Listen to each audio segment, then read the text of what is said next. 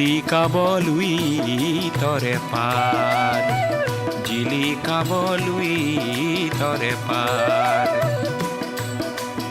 এন্ধাৰৰ ভেটা ভাঙি প্ৰাগ জ্যোতিষত বয় জেউতি নিজৰাৰে ধাৰ। শত শত বন্তিৰে জ্ঞানৰে দীপালিয়ে জিলিকাবলৈ তৰে পাৰ, জিলিকাবলৈ তৰে পাৰ।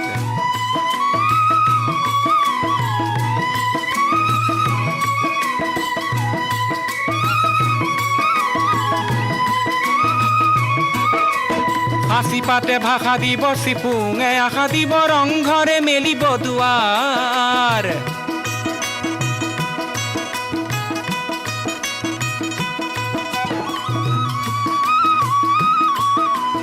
হাসি পাতে ভাষা দিব চিপুঙে আশা দিব ৰংঘৰে মেলিব দুৱাৰ। সমাজে সাবুতিব মহান মানৱতা, সমাজে সাবুতিব মহান মানৱতা। বিজ্ঞানে আনিব জোৱাৰ, জিলিকাবলৈ তৰে পাৰ, জিলিকাবলৈ তৰে পাৰ।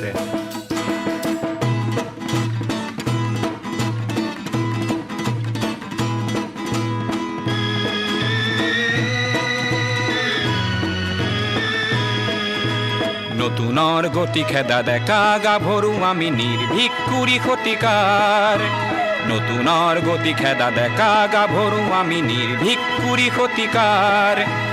অজ্ঞান চাক নয়া এফলীয়া কৰি থৈ মাৰি যাওঁ জীৱনৰে দ্বাৰ। অজ্ঞান চাক নয়া এফলীয়া কৰি থৈ মাৰি যাওঁ জীৱনৰে দ্বাৰ। জিলিকাবলৈ তৰে পাৰ, এন্ধাৰৰ ভেটা ভাঙি প্ৰাগ জ্যোতিষত বয় জেউতি নিজৰাৰে ধাৰ। শত শত বন্তিৰে জ্ঞানৰে দীপালিয়ে জিলিকাবলৈ তৰে পাৰ। চিনাকি পৰ্ব অনুষ্ঠানটি অনুষ্ঠিত কৰিম। মোৰ নাম বিশ্বজিৎ গোস্বামী। মই 1985 চনত এইটো হোষ্টেলত সোমাইছিলোঁ, 25 নম্বৰ ৰুমত। অসমৰ অন্যতম অতিৰিক্ত মহাধিবক্তা হিচাপে মই কাৰ্যনিৰ্বাহ কৰি আছোঁ। এইখিনিয়ে মই কৰিছোঁ। ধন্যবাদ। মোৰ নাম তৰুণ চন্দ্ৰ শইকীয়া। মই 1977-79 বেটছৰ। এই বিশ্ববিদ্যালয়ৰ মই 32 ৰুম নম্বৰ 32ত মই আছিলোঁ। মই গুৱাহাটী বিশ্ববিদ্যালয় 1985 চনত আৰ্কাইভিষ্ট হিচাপে মই জইন কৰিলোঁ। এইখিনিয়ে মোৰ বৰ্তমান পৰিচয়। হ'ব। নমস্কাৰ, মোৰ নাম দীনেন্দ্ৰ নাৰায়ণ দেৱ গোস্বামী। মই ইয়াতে 1993-95লৈকে ইয়াতে আছিলোঁ। মোৰ ৰুম নাম্বাৰ আছিল 31। মোৰ নাম দাদুল বৰকাকতি। 93 চনত ইয়ালৈ আহিলোঁ। বৰ্তমান মই কৃষি বিভাগৰ এগৰাকী বাণিজ্য পৰিদৰ্শক হিচাপে কৰ্মৰত হৈ আছোঁ। ধন্যবাদ। মোৰ নাম জহিৰুল ইছলাম চিকদাৰ। মই ইয়াৰে 2000ৰ পৰা 2002 বেটছৰ আছিলোঁ। মোৰ ৰুম নম্বৰ আছিলে 6। মোৰ নাম ৰফিকুল ইছলাম। মই 2002 বেটছৰ। মোৰ ৰুম আছিলে 3, RCC 3, ৰুম নম্বৰ 3। 2 বছৰ থাকিলে যেতিয়া PG2 কমপ্লিট কৰা হয় তেতিয়া মানে বৰ্ডাৰে ৰুমটো এৰি দিব লাগে, কিন্তু মই এৰি দিয়া নাছিলোঁ। যেতিয়াই ছাৰে আহে তেতিয়া মই পলাই দিওঁ, কিজানি ছাৰে ৰুমটো এৰি দিব পাৰি নেকি। সেইকাৰণে মোৰ ছাৰৰ পৰা এতিয়া মনত পৰি যায়। Thank you. এইখিনিয়ে। নাম মোৰ গণেশ দত্ত। আমাৰ বৰ্ষটো আছিলে 96-98। 97ৰ পৰা 98 বছৰ। কিন্তু আমাৰ ৰিজাল্টবিলাক খুব দেৰিকৈ ওলাইছিল। মোটামুটি 3 বছৰৰ পৰা লাগিছিলে কমপ্লিট কৰোঁতে। মোৰ নাম হ'ল অৰুপ কুমাৰ নিধি। মোৰ নাম ডক্টৰ নীৰৱ চন্দ্ৰ অধিকাৰী। মই পদাৰ্থ বিজ্ঞানত বিভাগত ইয়াত মই স্নাতকোত্তৰ ডিগ্ৰী লাভ কৰিছিলোঁ। আমাৰ বৰ্ষটো আছিলে 96-98। মোৰ নাম ধ্ৰুৱজ্যোতি গগৈ। মই ইয়াত ৰুম নম্বৰ 43 আছিলোঁ। মোৰ নাম সুৰজিৎ দাস। Room number 44। মই জাকিৰ হুছেইন। মই হোষ্টেলত আহিছিলোঁ 95ৰ ডিচেম্বৰত সোমাইছিলোঁ ইয়াতে। Room number 40। মোৰ নাম শিৱ প্ৰসাদ কুমাৰ চেত্ৰী। মই 2002-2004 চনত ইয়াত আছিলোঁ, 4 নম্বৰ ৰুমত আছিলোঁ। মই মোহিত সোণোৱাল, 2002 2004 এই বৰ্ষত আছিলোঁ আৰু মোৰ ৰুম নাম্বাৰ আছিল প্ৰথমতে 33 আছিল, তাৰপিছত মোৰ 31 হৈছিল। 2002-04 বেটছত মোৰ নাম কুমুদ বৰুৱা। 7 ৰুমত মই থাকিলোঁ, থাকি প্ৰায় 2005লৈ 2002ত আমি সোমাইছিলোঁ আৰু 2004 শেষ হ'ব লাগে, তথাপি আমি 2005লৈকে থাকিলোঁ। মোৰ নাম ডেভিড বৰ্মন। মোৰ ছেশ্যন আছিল 2001-03 আৰু ৰুম নাম্বাৰটো আছিল ৰুম নম্বৰ 5। মোৰ নাম লোহিত মৰাণ। মই মোৰ ছেশ্যন আছিল 2002-04। মই ডিপাৰ্টমেণ্ট অফ হিষ্ট্ৰী আছিলোঁ। মোৰ নাম অশোক কুমাৰ ভৰালী। হোষ্টেলত মই 1997ত মোক এই হোষ্টেলৰ বৰ্ডাৰ হিচাপে আমাক নিমন্ত্ৰণ কৰিছিল আমাৰ দাৰুল্লা। মোৰ নাম ডক্টৰ সন্তোষ বৰা। 2001 চনৰ কোনোবা এটা দিন মে' মাহত মই RCC 3ত প্ৰৱেশ কৰিছিলোঁ। 60টা বছৰে মানৱ সম্পদ কেনেধৰণে গঢ়িছিলে এই মুখকেইখন দেখিলে আপোনালোকে অনুমান কৰিব পাৰিব।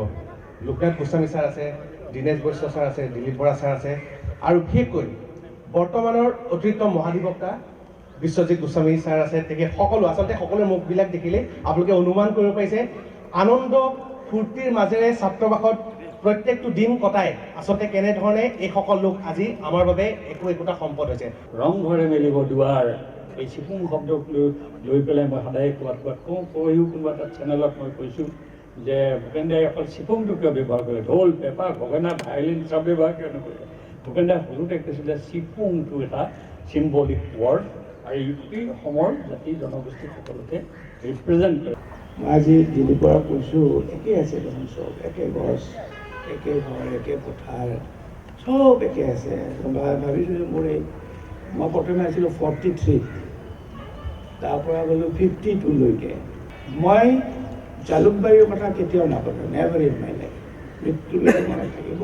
অষ্ট্ৰেলিয়া দিনৰ কথা জানিব বিচাৰিম, যিহেতু আপোনাৰ পৰা সকলোৱে জানিব বিচাৰে নহয় জানো, অনুসকলে নিশ্চিতভাৱে জানিব বিচাৰিব অষ্ট্ৰেলিয়া দিনৰ কথা, নষ্টালজিক কিছু কথা। মই এইখনত এটা কবিতা লিখিছোঁ, কবিতাটো মাতি দিছোঁ তেতিয়া চবে গম পাব যে জালুকবাৰী আমাৰ কাৰণে কি আছিল। 2 কোটি বছৰ নহয়, মাত্ৰ 2 ঘণ্টা আগে জালুকবাৰীত তোমাৰ সৈতে মোৰ প্ৰথম দেখা। 2 কোটি বছৰ নহয়, মাত্ৰ 2 ঘণ্টা আগে ছায়েন্স কেণ্টিনৰ বাগিচা ছাতিৰ তলৰ পৰা তুমি এইমাত্ৰ গুচি গ'লা। 2 কোটি বছৰ শেষ হোৱা নাই তোমাৰ, 2 কোটি বছৰে শেষ হোৱা নাই তোমাৰ দেহৰ সুবাস। খেলৰ বিভিন্ন প্ৰতিযোগিতাসমূহত আমি এইটো গীত পৰিৱেশন কৰোঁ। ওৱাংছে বুঢ়া মেটে পৰি আন্ধাৰা বগৰী দে, সেইটা বুঢ়া দুটা বুঢ়ী হৈলো মেৰি মে। ওৱাংছে বুঢ়া মেটে পৰি আন্ধাৰা বগৰী দে, সেইটা বুঢ়া দুটা বুঢ়ী হৈলো মেৰি মে। আইলা মাৰ পতালা, আইলা চেণ্টিমিটালা, আইলা মাৰ পতালা, আইলা চেণ্টিমিটালা। ওৱাংছে নিগনি মেটে মেকুৰী আন্ধাৰা বাৰী, সেইটা নিগনি দুটা মেকুৰী হৈলো মেৰি মে। আইলা মাৰ পতালা, আইলা চেণ্টিমিটালা, আইলা মাৰ পতালা, আইলা চেণ্টিমিটালা। ওৱাংছে বেঙেনা মেটে কেৰেলা আন্ধাৰা বাৰী, সেইটা বেঙেনা দুটা কেৰেলা হৈলো মেৰি মে। ওৱাংছে বেঙেনা মেটে কেৰেলা আন্ধাৰা বাৰী, সেইটা বেঙেনা দুটা কেৰেলা হৈলো মেৰি মে। আইলা মাৰ পতালা, আইলা চেণ্টিমিটালা, আইলা মাৰ পতালা, আইলা চেণ্টিমিটালা। ডাঙৰ গিদাম বৰ বাপ, গিদাম গিদাম বৰ বাপ, ডাঙৰ গিদাম গিদাম গিদাম বৰ বাপ।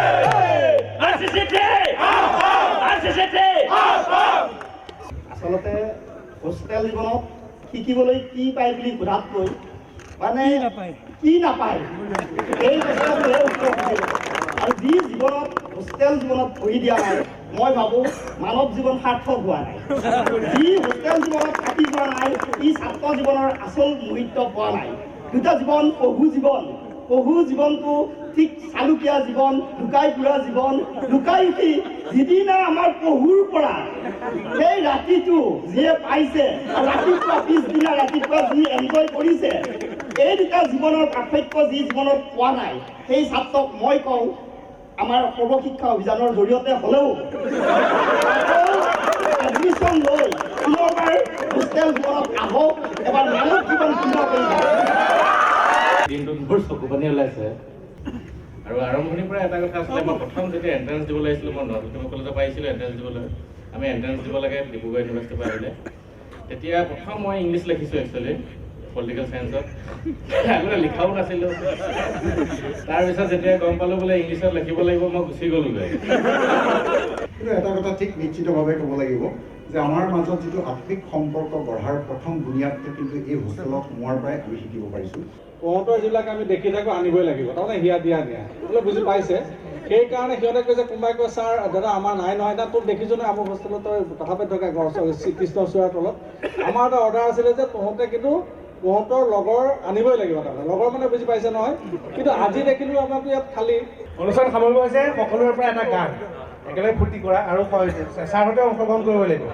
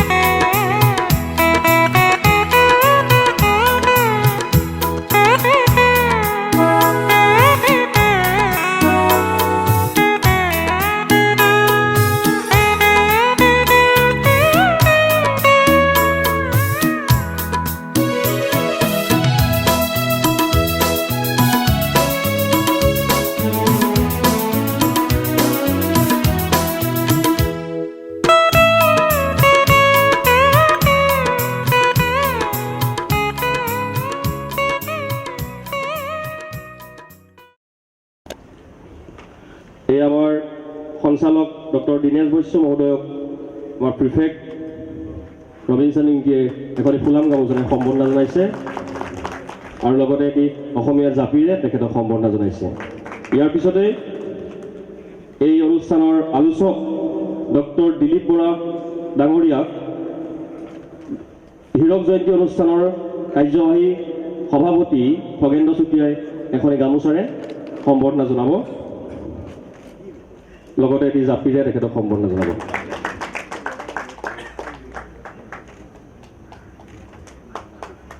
এই অনুষ্ঠানৰ আলোচক অন্যতম আলোচক ময়ূৰ বৰা ডাঙৰীয়াক আমাৰ ৰঞ্জিত গাম ডাঙৰীয়াই এখনি গামোচা তথা ফুলাম জাপিৰে সম্বৰ্ধনা জনাব।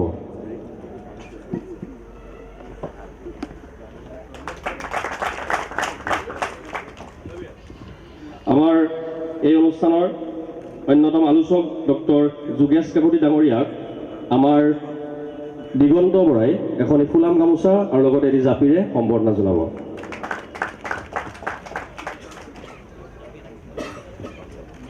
আমাৰ সম্বৰ্ধনা অনুষ্ঠান এইখিনিতে সমাপ্ত হৈছে। মই 72, 73, 74 বেটছত ইয়াতে আছিলোঁ। এই যি সুদীৰ্ঘ পৰিক্ৰমা সুদীৰ্ঘ পৰিক্ৰমাত শিক্ষাৰ যিটো ভয়ংকৰ চেঞ্জ, যিটো ভয়ংকৰ পৰিৱৰ্তন, এতিয়া জে পি দাহঁতে হয়তো ভাবিছে এই শিক্ষাৰ আলোচনা চক্ৰত বা আমাৰ পুলক দাহঁতে বা ভাবিছে শিক্ষাৰ আলোচনা চক্ৰত থাকি আমাৰ কি হ'ব। নাই নাই নাই, আমাতকৈ যিবিলাক ইয়াতে পঢ়ি আছে তাতকৈ বেছি চিন্তা আপোনালোকৰ বয়সৰ মানুহৰ। এতিয়া ভাৰতবৰ্ষত চিন্স 1991 টিল টুডে ভাৰতবৰ্ষৰ যি চৰকাৰে নহওক, কংগ্ৰেছ আহিছে নে কি চৰকাৰ আহিছে নে বিজেপি আহিছে কোনো কথা নাই, এনি গভৰ্ণমেণ্ট তেওঁলোকৰ কথাটো হ'ল শিক্ষাত খৰচ কমাব লাগে, শিক্ষাত খৰচ কমাব লাগে। আৰু এনেধৰণে শিক্ষাত খৰচ কমাইছে মানে তাৰ হয়তো একেবাৰে লাহে লাহে এটা এনেকুৱা দিন আহিব যে চৰকাৰে আৰু এক নয়া পইচা কাকো নিদিব, চব নিজে ল'ৰা ছোৱালী পঢ়াব লাগিছিল। এজনে কৈছে যে মই ইমান দুখীয়া ঘৰৰ আছিলোঁ, মোৰ পঢ়াটো এটা নাছিল, তেওঁ লংকেশ্বৰৰ আছিল, টানি টুনি আনি RCC ভৰাইছে, আমিও পঢ়িব নোৱাৰিলোঁ হয় যদি স্কলাৰশ্বিপ নাপালোঁ হয়। আৰু বহুত বিখ্যাত মানুহে কেতিয়াও পঢ়িব নোৱাৰিলেহেঁতেন যদি তেওঁ স্কলাৰশ্বিপ নাপালেহেঁতেন। বি বৰুৱা কলেজৰ ফাৰ্ষ্ট বেটছৰ যিজন তেওঁ 93 ইয়াৰ্ছ হৈ গৈছে প্ৰমোদ ভট্টাচাৰ্য 15 টকা যদি স্কলাৰশ্বিপ নিদিলেহেঁতেন বি বৰুৱা তেতিয়া গোপীনাথ বৰদলৈয়ে, তেওঁ কলেজতে পঢ়িব নোৱাৰিলেহেঁতেন। আৰু সাম্প্ৰতিক উচ্চ শিক্ষাৰ ব্যৱস্থাটোৰ মানে যি পৰিৱৰ্তন আৰু ভৱিষ্যতৰ কথাটো এটাই যে going for privatisation, complete privatisation হ'ব। এটাই বিষয় বাছি লৈছোঁ, সেইটো হৈছে পাঠ্যক্ৰম, উচ্চ শিক্ষাৰ পাঠ্যক্ৰম। আচলতে আমি কি পাঠ্যক্ৰম পঢ়ি আহিছোঁ, বৰ্তমান কি পাঠ্যক্ৰম চলি আছে, ছাৰে যিটো উদ্বিগ্নতা প্ৰকাশ কৰিছে সেই উদ্বিগ্নতা আমাৰ সকলোৰে আছে। আৰু উচ্চ শিক্ষাই আমাক কোনটো বাটে আচলতে নিয়াটো আমি বিচাৰোঁ। আমি এই শিক্ষা গ্ৰহণ কৰি যি শিক্ষা আমাক দি থকা হৈছে, যি শিক্ষা আমি বেলেগক কনভে কৰিছোঁ, আমি শিক্ষকসকলে কোনোবাই পলিচি মেকিং কৰিছে, কোনোবাই পলিচি তৈয়াৰ কৰিছে, কোনোবাই ইমপ্লিমেণ্ট কৰিছে। পলিচি মেকাৰ আমাৰ উচ্চ শিক্ষাৰ ক্ষেত্ৰত পলিচি মেকাৰ হৈছে বিশ্ববিদ্যালয়। এতিয়া যিবোৰ পাঠ্যক্ৰম আমাৰ চলি আছে সেই পাঠ্যক্ৰমে আমাক আচলতে কি কৰিছে। এই ক্ষেত্ৰত মহাত্মা গান্ধীৰ এটা কথালৈ মোৰ মনত পৰে, তেওঁ কৈছিল, if you give me rice I will eat today, if you teach me how to grow' rice I will eat every day. যদি আপুনি মোক চাউল দিয়ে মই আজি সিজাই আজিৰ কাৰণে খাম, কিন্তু আপুনি চাউল কেনেকৈ তৈয়াৰ কৰে যদি মোক শিকাই দিয়ে মই সদায় খাব পাৰিম। আজিৰ ছাত্ৰ ছাত্ৰীসকলক, যিসকল ছাত্ৰ ছাত্ৰী এতিয়া পাণ্ডু মহাবিদ্যালয়ত ২৫০০তকৈ বেছি ছাত্ৰ ছাত্ৰী আছে, এই ছাত্ৰ ছাত্ৰীসকলক যদি আপুনি গভীৰভাৱে লক্ষ্য কৰে তে তেওঁলোকক আমি কি শিক্ষা দান কৰি আছোঁ, সেই শিক্ষাৰে তেওঁলোকে কি শিক্ষিত হ'ব, তেওঁলোকে নিজকে ভালকৈ চিনি পাব নে তেওঁলোকে মাক বাপেকক ভালকৈ চিনি পাব নে তেওঁলোকে দেশখনক ভালকৈ চিনি পাব নে তেওঁলোকে অতিমাত্ৰা জাতীয়তাবাদী হৈও তেওঁলোকে নিজৰ ভাষাটোকে ভালকৈ চিনি পাব নে ৰাজ্যখনকে ভালকৈ চিনি পাব, নিজৰ শিল্প সংস্কৃতি গান বাজনা এই গোটেইখিনিকে পৰম্পৰা এইবিলাককে তেওঁলোকে চিনি পাব নে নাপায়, তাৰ কিন্তু শুদ্ধ উত্তৰ কোনো শিক্ষকে দিব নোৱাৰিব, কোনো অধ্যক্ষও দিব নোৱাৰিব। আৰু যিসকল পলিচি মেকাৰ তেওঁলোকেও যে দিব পাৰিব মোৰ সন্দেহ আছে। আমাৰো বহুত ঐতিহ্য আছে, যেনে আমি প্লেটো এৰিষ্টটলক জানো, চাণক্য কৌটিল্যক নাজানো, আমি শ্বেক্সপিয়াৰক জানো, কালিদাসৰ নাজানো, এই ধৰণৰ বহুত কথা আছে। আমি সেইটোলৈ নগৈও এটা কথা আমি কাম কৰিব পাৰোঁ যে হিষ্ট্ৰী ছাবজেক্টটো আমি বেছিক যিখিনি হিষ্ট্ৰী এইখিনি জনাৰ লগে লগে যাতে এটা ষ্টুডেণ্টে হিষ্ট্ৰীৰ MA বা গ্ৰেজুৱেট হোৱাৰ পিছত তেওঁ গৈ বিগ বাজাৰত এটা মাৰ্কেটিং এজেণ্ট হ'ব নালাগে বা তাৰ মেনেজাৰ হ'ব নালাগে, কাৰণ সময়ৰ অপচয়, টকাৰ অপচয় আৰু সম্পদৰ অপচয় বুলি মই ভাবোঁ। এতিয়া শিক্ষা দান বুলি আৰু শিক্ষা গ্ৰহণ বুলি প্ৰেক্টিকেলি একো হোৱা নাই এই ছেমিষ্টাৰ ছিষ্টেমত।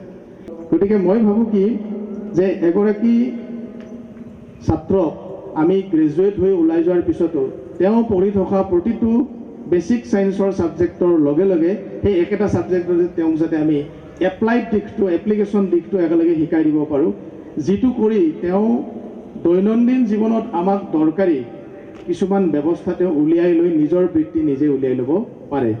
এতিয়া আমি যিসকল শিক্ষা পলিচি মেকাৰ আৰু ইমপ্লিমেণ্টাৰ যিসকল আমি ইমপ্লিমেণ্টেশ্যন কৰিব লাগে সেইসকলেও আমি কিমান how much we are committed to the society, আমি ছ'চাইটিৰ প্ৰতি কিমান দায়বদ্ধ সেইটোও কিন্তু আত্মবিশ্লেষণ কৰিবলৈ সময় হৈছে। কি কাৰণত UGCয়ে পইচা দিয়াৰ পিছতো এই কোৰ্চবিলাক মৰি যায়, কি কাৰণত মৰি যায় সেই সময়ত UGCয়ে যিটো কথা ভাবিছিল একো বেয়া কথা ভবা নাছিল। আজিৰ পৰা বহুদিন আগতে ভাবিছিল যে ভকেশ্যনেল ছাবজেক্ট কিছুমান দিব লাগে, এতিয়াও ভকেশ্যনেল ছাবজেক্ট কিছুমান দিয়ে, আগতকৈ এইটো কমিছে কাৰণ তেওঁলোকে গম পাইছে যে এইটো একো কামত অহা নাই। মহাবিদ্যালয়বিলাকত যদি দিয়া হৈছে এইটো প্ৰেক্টিকেলি একো কামত অহা নাই। যে এই উচ্চ শিক্ষাৰ যিটো ব্যৱস্থা, এই ব্যৱস্থাৰ লগত সংযুক্ত হৈ থকা যিখিনি নতুন প্ৰজন্মৰ ছাত্ৰ ছাত্ৰী, যাৰ বুকুত চকুত আশা উদ্দীপনা, মাক দেউতাক কাষৰ সমাজখন আৰু প্ৰতিবেশীৰ ভীষণ আশা প্ৰত্যাশা লৈ তেওঁলোকে এখন শিক্ষানুষ্ঠানত গৈ নামভৰ্তি কৰে, তেওঁলোকৰ মনোজগতৰ দুই এটা কথা লিৰিকি বিদাৰি চাই মই কেৱল মোৰ অনুভৱখিনি ব্যক্ত কৰিব ওলাইছোঁ। মই অতি স্বাৰ্থপৰভাৱে দেৱাশিষ শৰ্মা ক'ত গ'ল নাজানো, দেখিলে লাগে তেওঁ অলপ শকত আবত মানুহ, বৰ বেছিকৈ খায় নেকি নাজানো। মই কিন্তু তেওঁক এটাই প্ৰশ্ন কৰিছোঁ, মেটাফৰিকেলি স্পিকিং, যিটো দেৱাশিষ শৰ্মাৰ কাৰণে আজিৰ দিনটোত হয়তো একেবাৰে অপ্ৰাসংগিক নহয়। মই বোলো খোৱা বোৱাৰ ব্যৱস্থা আছে নাই, তাত যিবোৰ কচুৰি খুৱাইছে মই সেইবোৰ কৈ আহি মিটিঙত খাব নোৱাৰোঁ। গতিকে এটা অতিথি পৰায়ণতা বিৰল এই যিটো হোষ্টেলৰ, সেই অতিথি পৰায়ণতাই মোক মুগ্ধ কৰিছে। আৰু তাৰ লগতে আমি দেখিলোঁ তেওঁলোকে এই যিটো DY 365ৰ অনুষ্ঠান চলি আছিল, ৰং ৰহইচ পৰিশীলিতভাৱে ৰুচিশীলভাৱে কিদৰে কৰিব লাগে এইটো ছাত্ৰাবাসৰ ল'ৰা ছোৱালী বা ইয়াত পঢ়ি যোৱা বৰ্তমানে ইয়াত নথকা দেৱাশিষ শৰ্মাৰ দৰে আৰু অনেকজন আছে, তেওঁলোকে কিন্তু জানে। কাৰণ জীৱন উপভোগ কৰাতকৈ জীৱন উদযাপন কৰাটো এটা ডাঙৰ কথা। আৰু মই ভাবোঁ বাণীকান্ত কাকতি ছাত্ৰাবাসৰ প্ৰতিজন ছাত্ৰ ছাত্ৰী বা ছাত্ৰই এই কথাটো জীৱন উদযাপন কৰিবলৈ জানে, আৰু তাৰেই এটা প্ৰতিচ্ছবি আজি আমাৰ মাজত আমি দেখা পাইছোঁ। আৰু হীৰক জয়ন্তীৰ দিনটোত মই ভাবোঁ তেনে কেইটামান প্ৰশ্ন আমি নিজেই নিজক সোধা উচিত। আমি যিজন মানুহৰ কথা, যিজন মানুহ প্ৰাতঃস্মৰণীয় ব্যক্তিৰ নামত এইটো হোষ্টেল ইয়াত স্থাপন কৰা হৈছে, আমি সকলোৱে জানো তেওঁ এজন বিদগ্ধ পণ্ডিত। আমি কিছুমান মানুহে এই কথাটো জানো, 100ৰ ভিতৰত তেওঁ 105 বা 110 পাইছিলে, ডক্টৰ বাণীকান্ত কাকতিৰ কথা। কিন্তু আমি এইটো কথা মনত ৰাখোঁ নে নাৰাখোঁ, এইজন বাণীকান্ত কাকতি নোহোৱাহেঁতেন 20 শতিকাৰ যিটো প্ৰথম বৌদ্ধিক ইয়াৰ তৰ্ক বা বৌদ্ধিক বাদানুবাদ অসমৰ বাঁহী আৰু প্ৰদীপিকাৰ মাজত চলা সেই বিখ্যাত যিটো বৌদ্ধিক বিতৰ্ক 20 শতিকাৰ আৰম্ভণিত, সেইটো ক্ষেত্ৰত যদি ডক্টৰ বাণীকান্ত কাকতিয়ে লক্ষীনাথ বেজবৰুৱাৰ সেনাপতি হৈ তোমালোকতকৈও কম বয়সত 18-19 বছৰ বয়সত ভৱানন্দ পাঠক এটা ছদ্ম নাম লৈ সেইটো বিতৰ্কত অংশগ্ৰহণ নকৰিলেহেঁতেন, তেতিয়াহ'লে আজি যে আমি সকলো কথাতে শংকৰ আজানৰ কথা কওঁ, আজি যে আমি কওঁ অসমীয়া মানুহৰ হৃদয়ৰ মণিকোঠাৰ এজনেই সম্ৰাট সেইজন মহাপুৰুষ শংকৰদেৱ, সেই গোটেইখিনি কথা আমি ইমান আৱেগেৰে সৈতে, ইমান আকুলতাৰে সৈতে, ইমান বলিষ্ঠভাৱে কিন্তু ক'ব নোৱাৰিলোঁ হয়। তাৰ মূৰতেই আছে ডক্টৰ বাণীকান্ত কাকতি। আৰু এইখিনি কথা মই ভাবোঁ জনা উচিত। জৰ্জ বাৰ্নাৰ্ড শ্বই কৈছিলে, there are two kinds of people in this world, reasonable people and unreasonable people. Reasonable people always try to adjust himself to the demands of the world, and unreasonable people, they try to adjust the world to their whims and fancies and caprices. And therefore, the progress of the human civilization rests on the thought process of the unreasonable people. আৰু আপোনালোকে বা তোমালোকে শুনি ভাল পাবা, অম্বিকাগিৰি ৰায়চৌধুৰীয়ে অসমীয়াত লিখা ভাষণটো বাণীকান্ত কাকতিয়ে অনুবাদ কৰাৰ পিছত বাৰ্টন ৰাছেল আৰু ভাৰতৰ ৰাষ্ট্ৰপতি বা ৰাষ্ট্ৰপতিতকৈও ডাঙৰ এজন দাৰ্শনিক ৰাধাকৃষ্ণনে সেই কথাটো শলাগ লৈ গৈছে। উচ্চ শিক্ষাৰ লগত আমি কেৱল PhD ডিগ্ৰী ল'লে, MA MSc ডিগ্ৰী ল'লেই কিন্তু আমাৰ গোটেইখিনি কামলৈ সাৰ্থকতা নাহে। আমি প্ৰশ্ন সুধিব পাৰিব লাগিব, প্ৰশ্ন সোধাৰ লগতে আমি সমাজৰ কিছু ক্ষেত্ৰলৈ আমি কেৱল ইনকাম টেক্স দিয়া নাগৰিক হ'লে কিন্তু নহ'ব। আজি ইয়াত যিসকল ছাত্ৰ সংযুক্ত হৈছে, কোনোবা সংযুক্ত হৈ আজি বাহিৰলৈ ওলাই গৈছে পঢ়া শেষ কৰি, মই ভাবিম তোমালোকৰ এই ছাত্ৰাবাসত থকা সময়খিনিয়ে এই বিগ লিপ ফৰ হিউমেনিটি নহ'লেও অসমৰ বাবে, অসমীয়া সমাজৰ সংকটৰ বাবে কিছু ইতিবাচক বাৰ্তা বহন কৰিব, আৰু তেতিয়াই হ'ব উচ্চ শিক্ষাৰ প্ৰকৃত সাৰ্থকতা। ধন্যবাদ। উচ্চ শিক্ষা, বিশেষকৈ সাম্প্ৰতিক অসমৰ প্ৰচলিত উচ্চ শিক্ষা ব্যৱস্থা এই সম্পৰ্কত যদি আমি আলোচনা কৰিবলৈ যাওঁ অতি দীঘলীয়া কথা ক'বলগা হ'ব পাৰে। মই দীঘলীয়া কথা ক'ব বিচৰা নাই, আজি অকণমান পৰিৱেশটোও কিবা আনন্দময় হৈ আছে, তাৰ মাজেদি সৰু সৰু দুই এটা কথা আপোনালোকৰ লগত বিনিময় কৰিব বিচাৰিছোঁ, বৰ জটিল কথালৈ নাযাওঁ। অলপ আগতে আমি যেতিয়া সাংস্কৃতিক অনুষ্ঠান কৰি আছিলোঁ তেতিয়া এটা শব্দ বৰকৈ ওলাইছিল, আমাৰ গুৱাহাটী বিশ্ববিদ্যালয়ৰ ছাত্ৰসকলৰ বৰ প্ৰিয় শব্দ, পহু। আমাৰ প্ৰথম আহিলে পহু হয় ছাত্ৰ ছাত্ৰীসকল, পিছৰ বছৰ পহু হোৱাৰ পৰা মুক্তি পায়। কাৰণ এই কথাটো প্ৰত্যেকজন হোষ্টেলৰ ছাত্ৰ ছাত্ৰীয়ে অনুভৱ কৰিব যে ছাত্ৰাবাসলৈ আহোঁতে একেবাৰে লাজুকী হৈ আহে আকৌ একোটা ল'ৰা ছাত্ৰাবাসৰ পৰা ঘূৰি যাবৰ সময়ত একো এজন দুৰ্দান্ত মানুহ হৈ ঘূৰি যায়। যে শিক্ষাত উচ্চ শিক্ষাত আটাইতকৈ ডাঙৰ কথাটো কি হ'ব পাৰে? আটাইতকৈ ডাঙৰ কথাটোৱে হ'ব পাৰে যে এটা গণতান্ত্ৰিক বাতাবৰণ তৈয়াৰ। আৰু গণতান্ত্ৰিক বাতাবৰণটো কেতিয়া আহিব? যেতিয়া আমাৰ কথা শুনাৰ, কথা কোৱাৰ বা বিতৰ্ক কৰাৰ এটা অৱকাশ আহিব।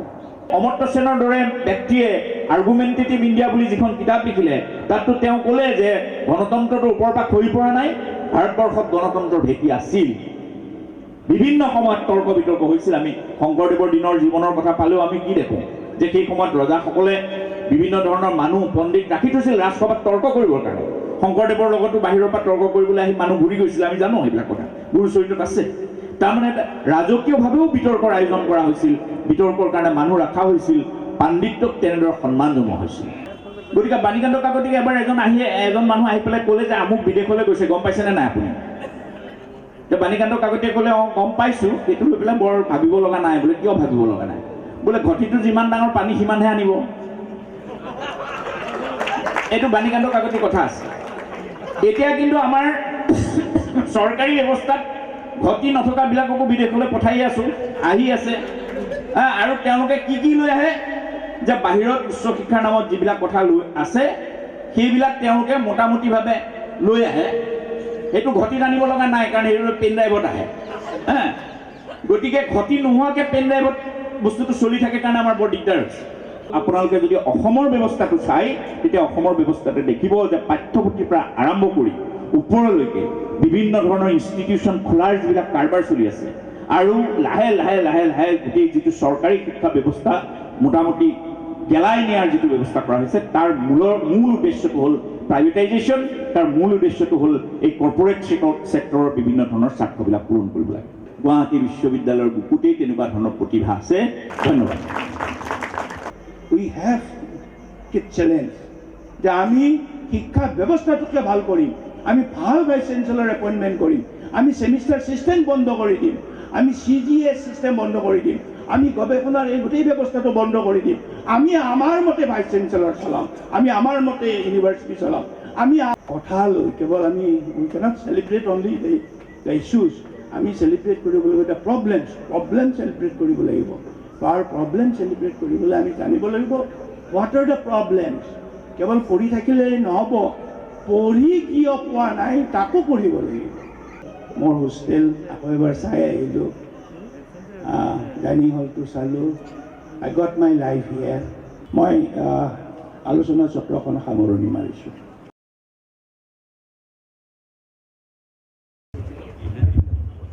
মাননীয় সঞ্চালক মহোদয়ৰ অনুমতি সাপেক্ষে আমি এইখিনিত বহু অপেক্ষিত এটা অনুষ্ঠান স্মৃতিগ্ৰন্থ উন্মোচন, স্মৰণিকা আমাৰ যিখন হ'ব এইখন আমি উন্মোচন কৰিবলৈ দিহা কৰিছোঁ। আমাৰ বাণীবন্ধন উন্মোচন কৰিছে মাননীয় ময়ূৰ বৰা ডাঙৰীয়া, শ্ৰদ্ধা দীনেশ বৈশ্য ছাৰ আৰু বৰা ডাঙৰীয়া।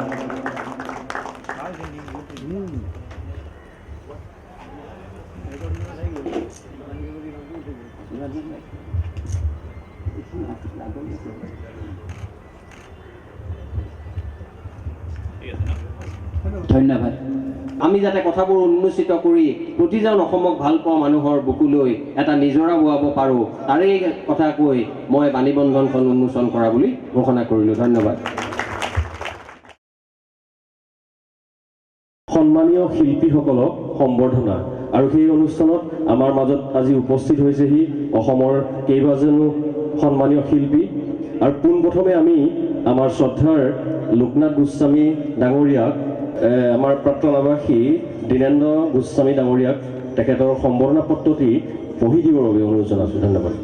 ডক্টৰ বাণীকান্ত কাকতি ৩ নং দুমহলীয়া ছাত্ৰাবাস RCC 3 গুৱাহাটী বিশ্ববিদ্যালয় জালুকবাৰী হীৰক জয়ন্তী 17-18 মাৰ্চ 2018 সম্বৰ্ধনা পত্ৰ দিনাংক 18 মাৰ্চ 2018 প্ৰতি শ্ৰীযুত লোকনাথ গোস্বামী বিশিষ্ট সংগীত শিল্পী অসম হে পৰম শ্ৰদ্ধা ভাজনেছো জয় জয়তে গুৱাহাটী বিশ্ববিদ্যালয়ৰ ডক্টৰ বাণীকান্ত কাকতি ৩ নং দুমহলীয়া ছাত্ৰাবাস RCC 3 সমূহ পৰিয়ালৰ তৰফৰ পৰা আন্তৰিক শ্ৰদ্ধা আৰু আদৰণি জনাইছোঁ। আজি হীৰক জয়ন্তী উদযাপনৰ এই পবিত্ৰ ক্ষণত আপোনাৰ কায়িক উপস্থিতিয়ে আমাৰ অনুষ্ঠানটোৰ সুস্থ বৃদ্ধি কৰাৰ লগতে আপোনাক সম্বৰ্ধনা জনাবলৈ পাই আমি অত্যন্ত সুখ অনুভৱ কৰিছোঁ। জীৱনৰ বাটবোলতে আমাৰ শুভাশীষ সদায় আপোনাৰ লগত থাকিব।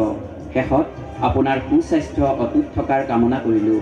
শুভকামনাৰে ডক্টৰ প্ৰাঞ্জল বৰা সাংস্কৃতিক বিভাগ উদযাপন সমিতি, খগেন্দ্ৰ চুতীয়া কাৰ্যকাৰী সভাপতি উদযাপন সমিতি, ৰবিনসন ইংতি ছাত্ৰাধীক্ষক আৰু সম্পাদক উদযাপন সমিতি।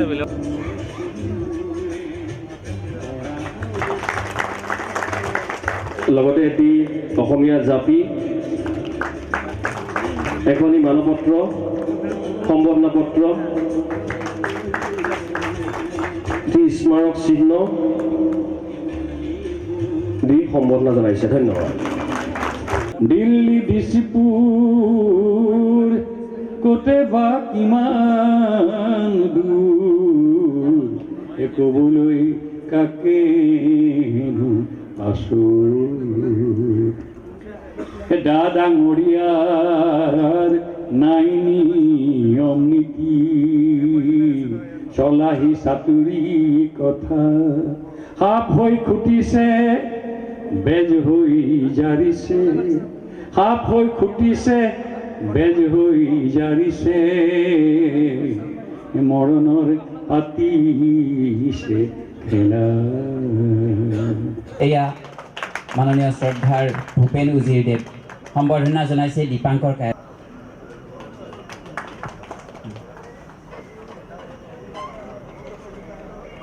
উজিৰদেৱক ধন্যবাদ জ্ঞাপন কৰিছোঁ। এয়া শ্ৰদ্ধাৰ JP দাস সম্বৰ্ধনা জনাইছে।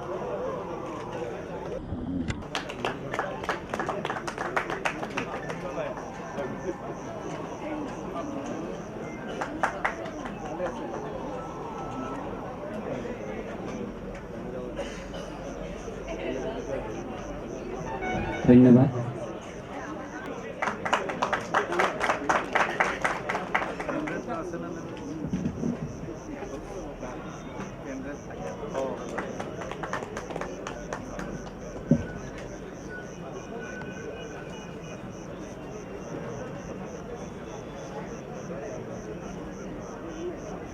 আটাইকেইগৰাকীলৈকে ধন্যবাদ জ্ঞাপন কৰিছোঁ।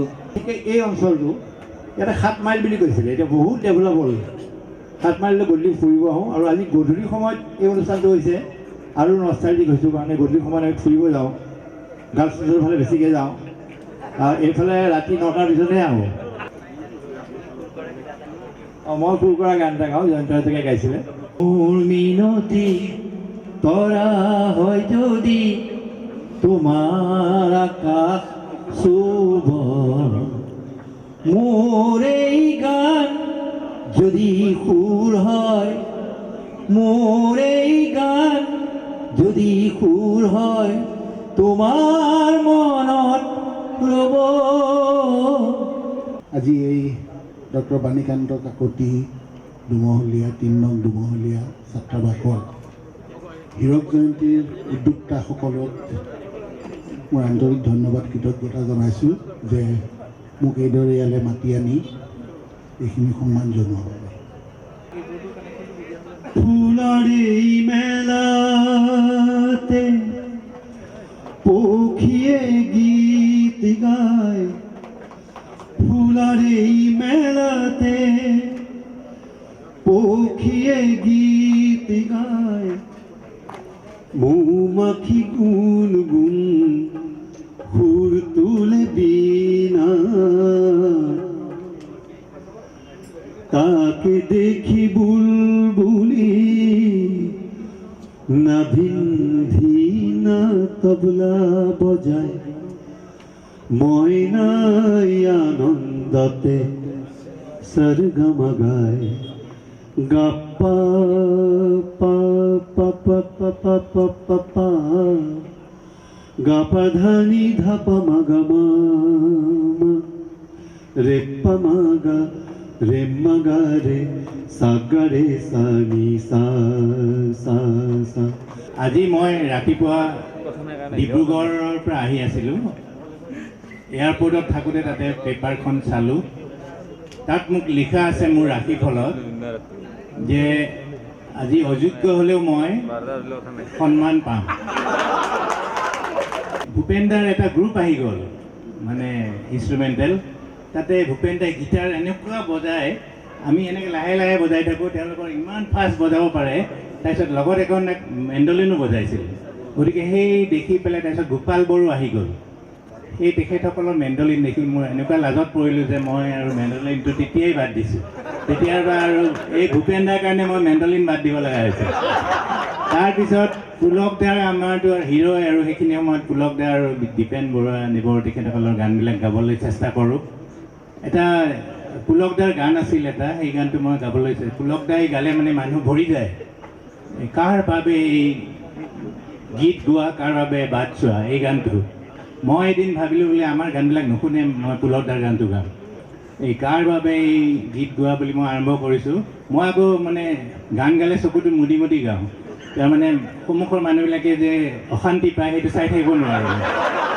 সেইকাৰণে মই চকু মুদি গাই আছোঁ। বহুত মানুহ আছিল, কিন্তু হঠাতে দেখোন মোক কাণত কাষত কোনোবাই মানে ফুচফুচাই কৈছে, ভাইটি কাৰ বাবে গীত গোৱা, মানুহ চানুহ নাই।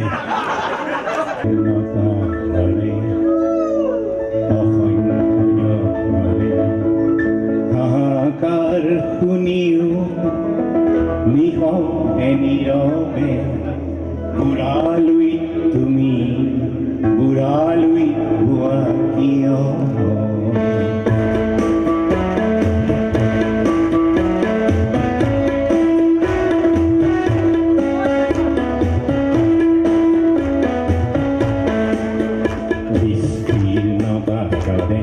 অসংখ্যজনৰে হাহাকাৰ শুনিও নিশে নীৰৱে বুঢ়ালৈ তুমি বুঢ়ালৈ হোৱা কিয়?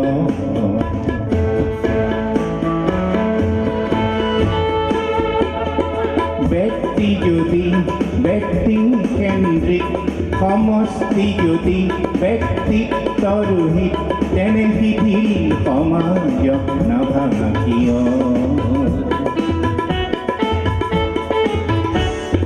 তুমিয়ে যদি ব্ৰহ্মাৰ পুত্ৰ, সেই পিতৃত্ব তেনে নাম মাত্ৰ, নলে প্ৰেৰণা নিদিয়া কিয়?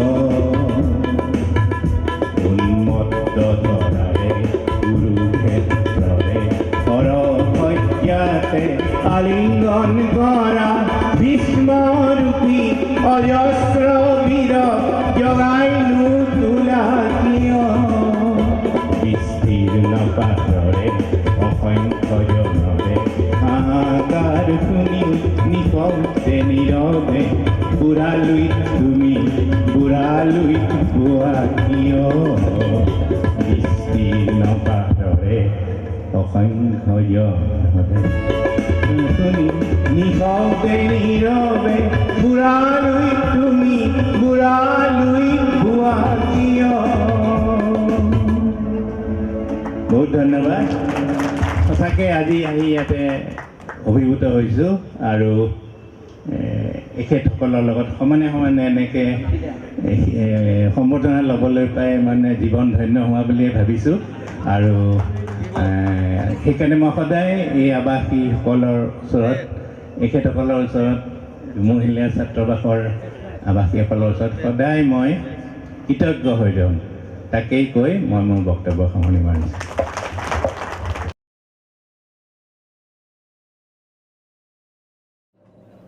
দীপৰঞ্জন বৈষ্ণৱক অনুৰোধ জনাইছোঁ। দীপৰঞ্জন বৈষ্ণৱে বাইদেউক এখনি ফুলাম গামোচাৰে সম্বৰ্ধনা জনাব।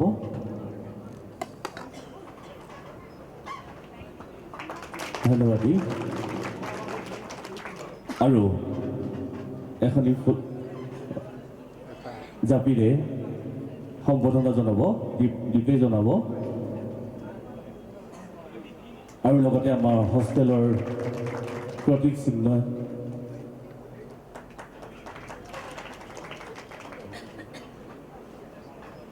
এটি আছে আমাৰ বাইদেউ খুলি চালে ভাল পাম।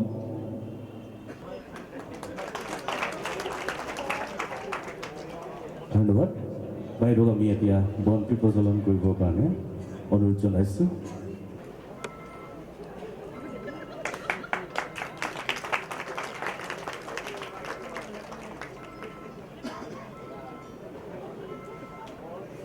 নমস্কাৰ।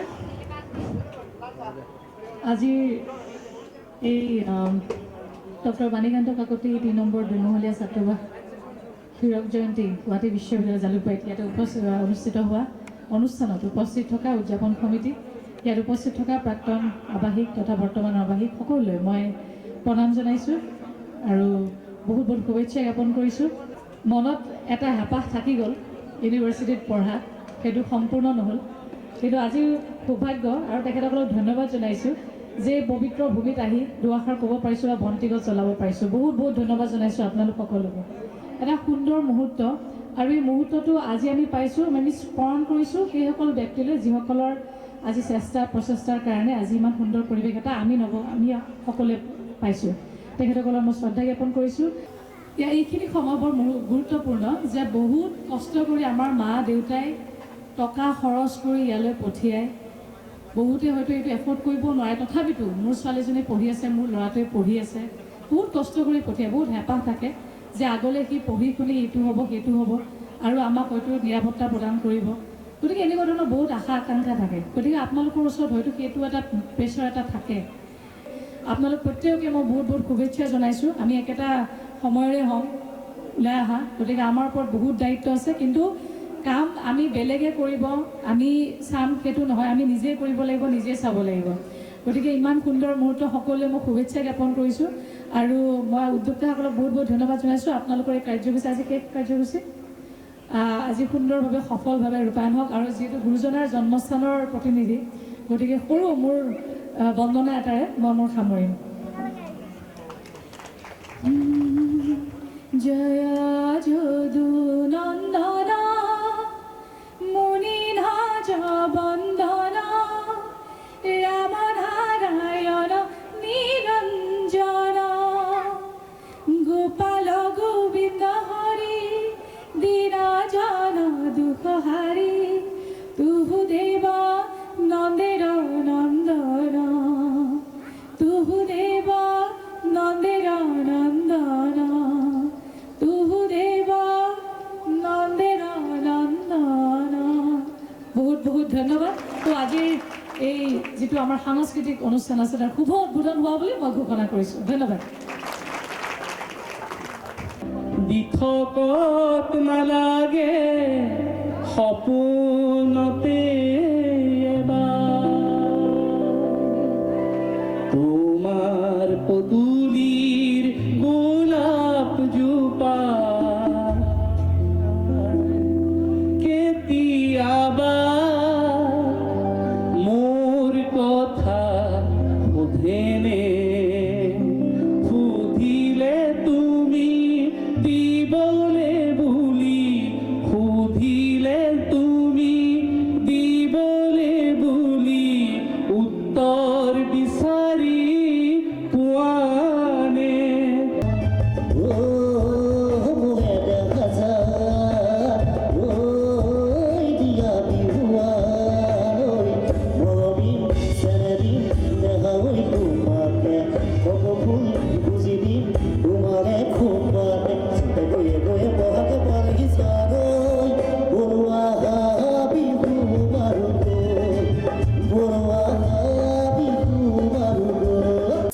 Shining in the sailing sunlight, pearl upon the ocean, come and feel me, oh feel me.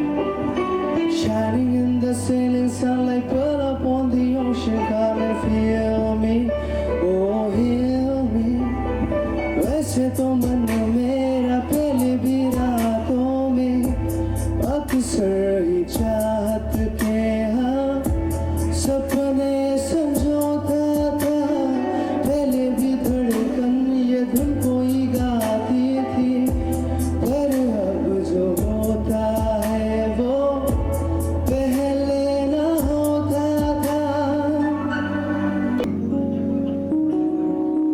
মই এদিনৰ জোনাকী বহি আছো শুকান ঘাঁহত ৰাতিৰ সপোন দেখি দেখি মই এদিনৰ জোনাকী বহি আছো শুকান ঘাঁহত ৰাতিৰ সপোন দেখি দেখি মই এদিনৰ জোনাকী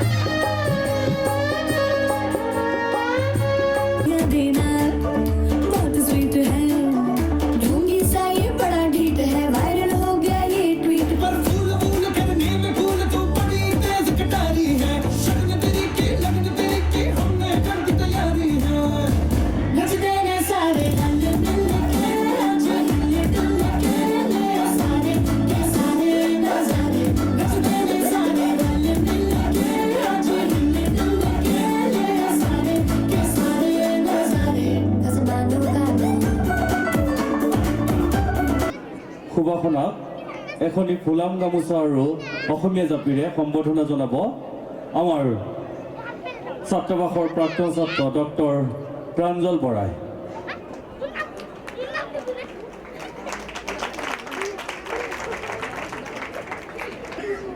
ধন্যবাদ প্ৰাঞ্জল।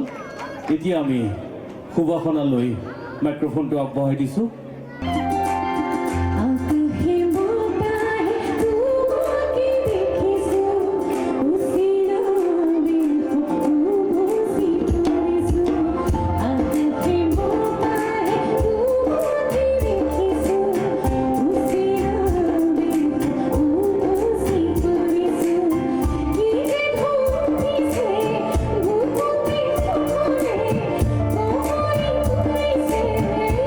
Thank you.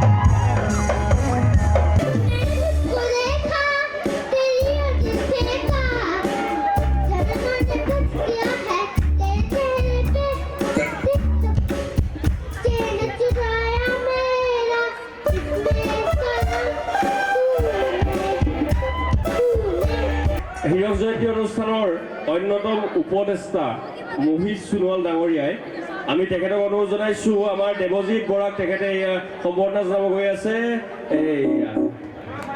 আৰু আমাৰ জাপি এটা অসমীয়া ফুলাম জাপিৰে সম্বৰ্ধনা জনাব আমাৰ মোহিত সোণোৱাল ডাঙৰীয়াই আৰু লগতে এখন স্মাৰকপত্ৰ দিব আমাৰ মনোজ্জ্বল গগৈ ডাঙৰীয়াই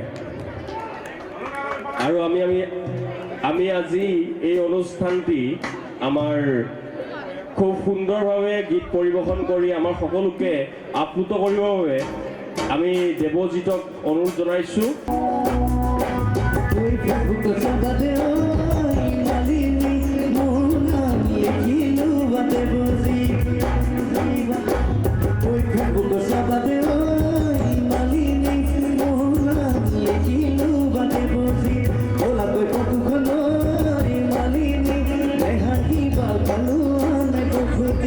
Sabun dile una guse, sarma dile una guse. Sabun dile una guse, sarma dile una guse.